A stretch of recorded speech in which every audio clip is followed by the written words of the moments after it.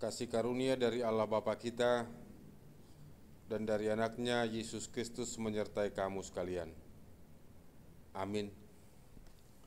Bapak, Ibu, dan saudara-saudara yang dikasihi Tuhan kita Yesus Kristus, tanpa terasa kita telah tiba di akhir pekan ini, Sabtu 12 September 2020. Dan sebelum kita memulai segala aktivitas kita, baiklah kita mendengarkan firman Tuhan yang menjadi pedoman kita dalam melanjutkan segala aktivitas kita. Sejauh timur dari barat, demikian dijauhkannya daripada kita pelanggaran kita. Sejauh timur dari barat, demikian dijauhkannya daripada kita pelanggaran kita. Mazmur 103 ayat 12. Bapak, Ibu, dan saudara-saudara yang dikasihi Tuhan kita Yesus Kristus, cobalah ingat kebaikan-kebaikan yang telah dilakukan oleh sahabatmu, saudaramu, temanmu terhadap dirimu beberapa bulan yang lalu. Mungkin kita akan mengernyitkan kening kita berpikir-pikir apa saja hal-hal baik yang telah kita terima dari sahabat kita, dari rekan kita, dari saudara kita. Tapi sebaliknya, kalau saya bertanya, cobalah ceritakan apa yang menyakitkan, apa yang membuatmu jengkel, apa yang membuatmu sakit hati yang telah dilakukan oleh sahabatmu terhadapmu 20 tahun yang lalu.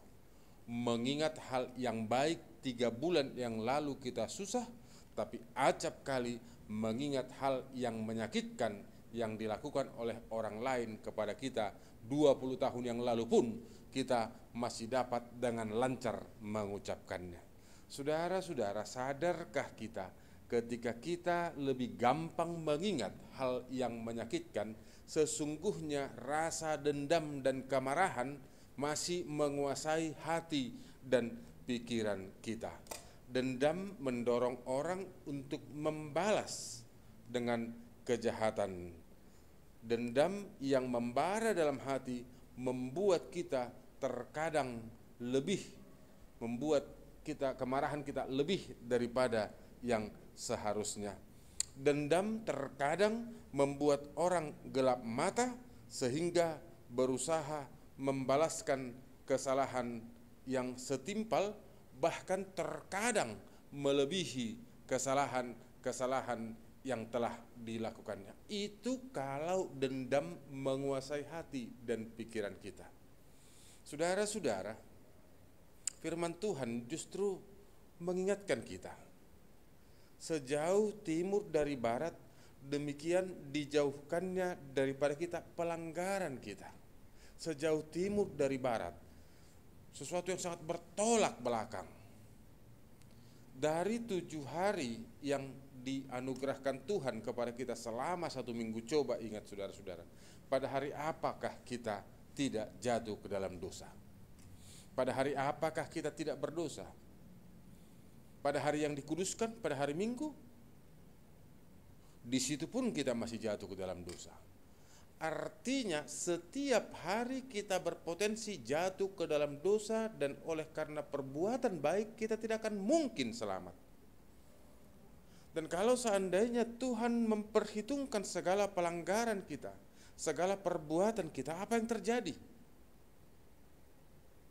Dalam ayat yang lain dikatakan sebelum dari ayat 12 ini, tidak dilakukannya kepada kita setimpal dengan dosa kita, dan tidak dibalasnya kepada kita setimpal dengan kesalahan kita.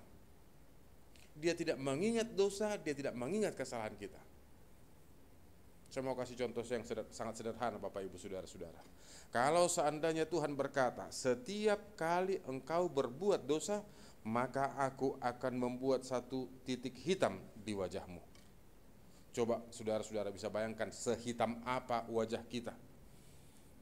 Tidak ada bedak yang dapat menutupi. Kenapa? Karena dosa kita dari hari ke hari, dari waktu ke waktu. Tapi syukur kepada Tuhan yang tidak memperhitungkan segala dosa kita, tapi justru Dia mengampuni kita, Dia memberikan pengampunan yang sangat luar biasa kepada kita, dijauhkannya daripada kita pelanggaran-pelanggaran kita. Karenanya saudara-saudara yang dikasihi Tuhan kita Yesus Kristus, firman ini mengingatkan kita, menyentuh hati yang penuh kebencian dan dendam agar tidak berakar di dalam dendam, tapi justru mengutamakan pengampunan, hidup dalam pengampunan, hidup dalam cinta kasih. Kenapa? Karena Kristus telah terlebih dahulu mengasihi dan mengampuni kita.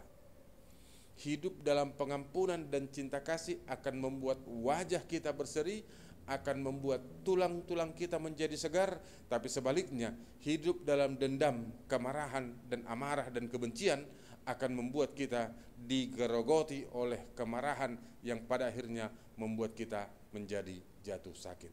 Sama seperti Kristus yang telah mengampuni kita, kiranya itu mendorong kita untuk mengampuni kesalahan-kesalahan orang lain kepada kita. Apa yang menjadi kesalahan sahabatmu, saudaramu, temanmu, kerabatmu kepada engkau, maafkan sekarang, ampuni sekarang. Kenapa? Karena Kristus telah mengampunimu. Sebab itu, hiduplah penuh pengampunan dan cinta kasih terhadap sesama. Selamat berakhir pekan Bapak, Ibu, dan saudara-saudara. Selamat beraktivitas. Tuhan Yesus menyertai. Salam sehat. Amin.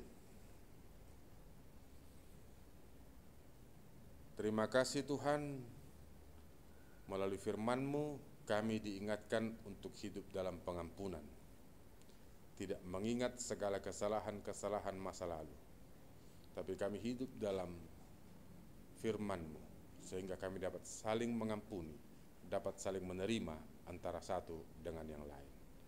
Berkati seluruh jemaat-Mu dalam setiap aktivitasnya. Berkati jemaat-Mu dalam mencari kehidupan melalui pekerjaan mereka. Biarlah itu menjadi jalan-Mu untuk mencukupkan segala kebutuhan.